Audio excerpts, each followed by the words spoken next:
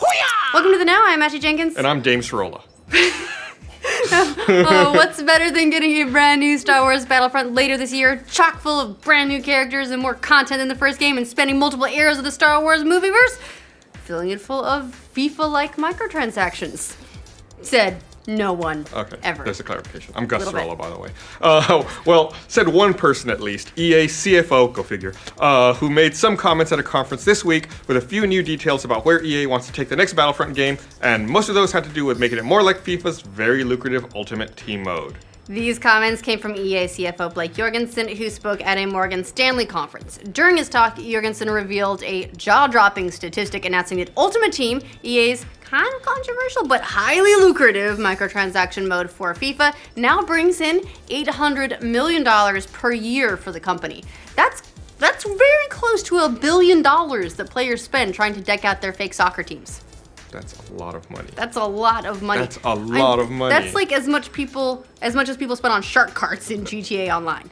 It's a lot. That's like almost as much as like Civil War made, right? Yeah. And convincing players to buy a bunch of fake shit at that level isn't going to stop at FIFA, according to Jorgensen. Oh no! Oh no! Let's aim higher, because soon the company is going to set its sights on their other popular franchises like Battlefield and Battlefront, meaning Battlefront 2 could be decked out with Ultimate Team microtransactions. Jorgensen said, like Battlefield or Battlefront, our Star Wars game, which are very similar in the depth of play, we can possibly add a similar mechanic to that. Ouch. We spend a lot of time thinking about it. Yeah, with all those zeros, sure, why not? It's like daydreaming.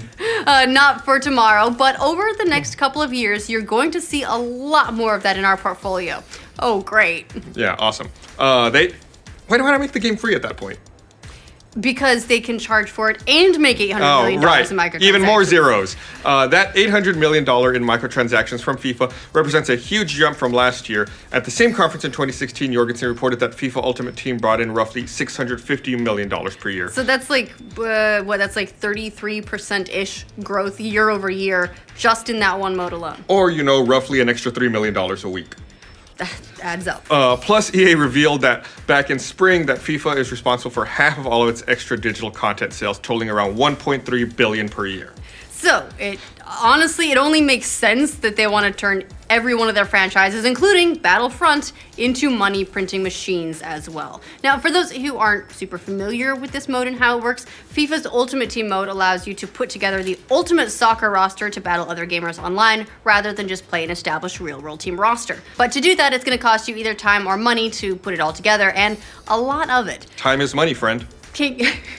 Games Radar did a study and determined that the best team possible has a real-world value of over £500 or $620. Wow. In Ultimate Team, players are acquired either through an eBay-type market and purchased via FIFA coins, which are an in-game currency, or they can be nabbed at random through player card packs, which cost FIFA points. Points require you to pull out your real-world wallet and cost anywhere from 99 cents for 100 to $99 for 12,000. I'm gonna say that one probably says best value. Yeah, that's got a little star next to it. You should do this one.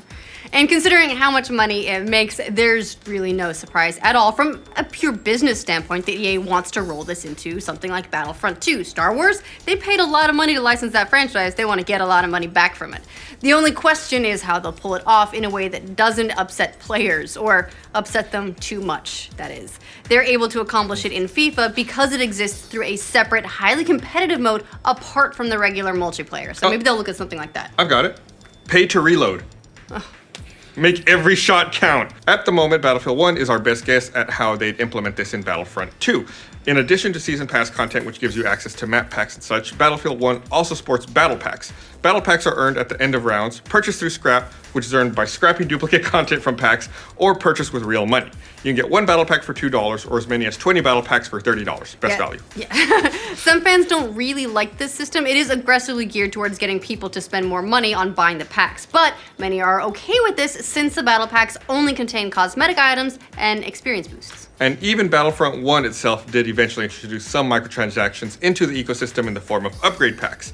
These packs allowed you to get weapon loadouts and maxed out star cards without doing the work of upgrading them in-game. Yeah, this might have been a problem if it launched with the game, but it actually wasn't until a few months later, which allowed new players to catch up with old players, minus the grind, by paying for experience shortcuts. Time is money, friend. It'll be curious Best to see. value. It'll be curious to see how Battlefront 2 perhaps mixes and matches these systems. Although if they'd want to make as much money as they do in FIFA, they'll likely have to come up with something different altogether. Pay to reload, I'm telling you. EA, call me. I got tons of great ideas. Judging from this week's comments, they are actually still working on this concept. So it is possible that this could be the case, that neither of these games actually provides a good template for whatever form this takes in Battlefront 2. It's that whole pay to reload thing. It's going to take a lot to implement. Yeah. If they mix and match enough of the Star Wars movies, they could actually potentially, just throwing this out there, create something like a separate competitive mode that relies on generating or, of course, buying enough credits to put together the ultimate roster of Star Wars characters to fight for you. If there's any game where FIFA Ultimate model could work, I mean, it might be Battlefront for that reason. There are a lot of really cool characters in Star Wars. Yeah, do you want regular Greedo or Han Shot First Greedo? Right, I want regular Greedo. By the way, Han Shot First is regular Greedo. I get it.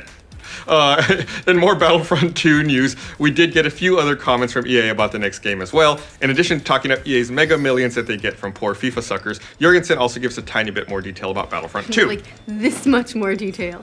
According to Jorgensen, the next game is going to be, quote, dramatically larger than its predecessor, although that really shouldn't be too hard considering how low that bar was already set. Burn. Jorgensen also added that Battlefront 2 will sport a lot of new characters from the new Star Wars movies. He said, the Star Wars universe is just unbelievable to build games in because it's so vast. So far, we only know a little about Battlefront 2. Motive Studios is building the campaign with DICE, and they're working on more multi-stage multiplayer, similar to what we saw in Battlefront 1's Rogue One DLC. Studios also confirmed, as of their most recent earnings call, that Battlefront 2 will span multiple Star Wars eras. Considering they've hinted that they're taking inspiration from Battlefield 1's campaign, it seems like Battlefront 2's single-player mode could do something similar, offering multiple vignettes from across the entire Star Wars saga. But, of course, we'll have to wait a little bit longer to find out how that's all going to shake out and how much we might be paying separately in the game's multiplayer mode. Whatever form it takes. Pay to reload. It looks like we may actually learn more, though, as soon as next month during the Star Wars Celebration event, where EA is going to be showing off its new Star Wars games. Oh, good call. Game and or games. We'll see how heavy they bring it. What do you guys think of Battlefront 2's potential microtransaction-heavy future? Is it nothing to worry about? Let us know in the comments. EA definitely says it's nothing to worry about, by the way.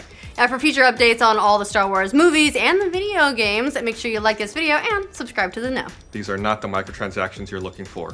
Fuck. In Ultimate Team, players are acquired either through an eBay-type... You can do it.